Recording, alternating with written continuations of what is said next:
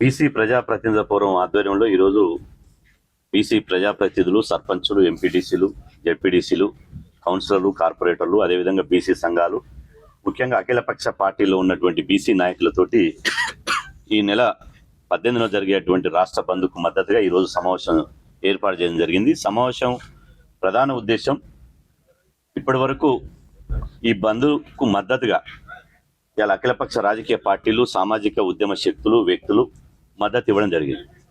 ఆ తర్వాత తెలంగాణలో అత్యంత ప్రాముఖ్యత కలిగినటువంటి గ్రామీణ స్థాయిలో ప్రజలకు అందుబాటులో ఉండేటువంటి సర్పంచులు, స్థానిక ప్రజాప్రతినిధులు ఇప్పటి వరకు బంద్కు మద్దతు ఇవ్వలేదు. ఈరోజు అధికారికంగా స్థానిక ప్రజాప్రతినిధులు బంద్కు మద్దతు ఇవ్వడం జరిగింది.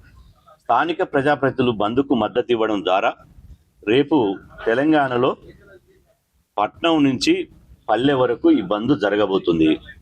ఈ బంద్లో ఊరు వాడ కదలబోతుంది. ఈ బంద్లో వార్డు మెంబర్ నుంచి MLA, ward member, sarpanch, councillor, corporator, MPDC, ZPDC, జిల్లా పరిషత్ చైర్మన్, ఎమ్మెల్యే, ఎమ్మెల్సీ, ఎంపీ, మంత్రుల వరకు ఈ బంద్లో పాల్గొనబోతున్నారు.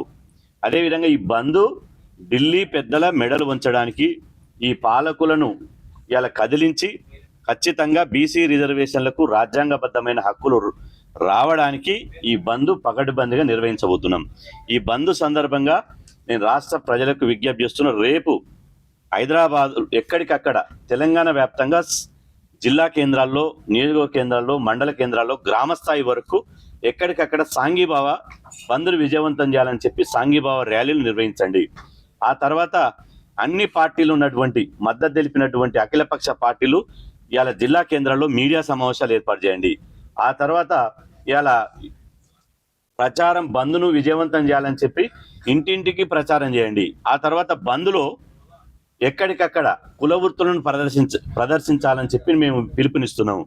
ఇలా హైవేల మీద చాకిరేవులు నిర్వహించండి, అదేవిధంగా కుమ్మరి సారెలు నిర్వహించండి, అదేవిధంగా బట్టలు కుట్టండి. మా కుల వృత్తుల యొక్క గొర్రెలుంటే గొర్రెలు, బర్రెలుంటే బర్రెలు, వాళ్ళతోటి కుల వృత్తులతోటి నిరసన తెలపాలని చెప్పి ఇలా మేము పిలుపునిస్తున్నాం.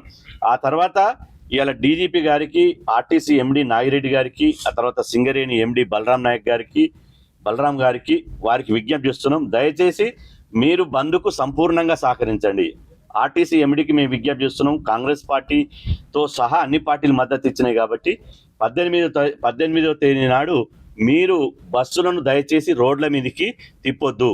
ఆర్టీసీ టైరు పయ్య ఆగిపోవాలి, ఈ బంద్లో పయ్య ఆగిపోవాలని చెప్పి మేము డిమాండ్ చేస్తున్నాం. డీజీపీ గారికి మేము విజ్ఞప్తి చేస్తున్నాం. దయచేసి మేము శాంతియుతంగా, ప్రజాస్వామ్యయుతంగా మాత్రమే ఈ బంద్లో పాల్గొంటాం, నిరసన వ్యక్తం చేస్తాం. మా గోడును, మా బాణిని ఢిల్లీ దాకా వినిపించడానికే ఈ బంద్. ఎవరికి వ్యతిరేకం కాదు, ఏ సామాజిక వర్గానికి వ్యతిరేకం కాదు. కాబట్టి దయచేసి ప్రివెంటివ్ అరెస్ట్ల పేరుతోటి ముందస్తు అరెస్టులు చేయకండి. దయచేసి బీసీలను రెచ్చగొట్టేటువంటి పనులు చేయొద్దు. ఒకవేళ రెచ్చగొట్టే పనులు చేసి ప్రివెంటివ్ అరెస్టులు చేస్తే మాత్రం దానికి బాధ్యత పోలీస్ శాఖే వహించాల్సి వస్తుందని చెప్పి ఈ సందర్భంగా సున్నితంగా తెలియజేస్తూ, అట్లా పని తెలంగాణ పోలీసు 100% సహకరిస్తుందని చెప్పి మాకు విశ్వాసం ఉంది.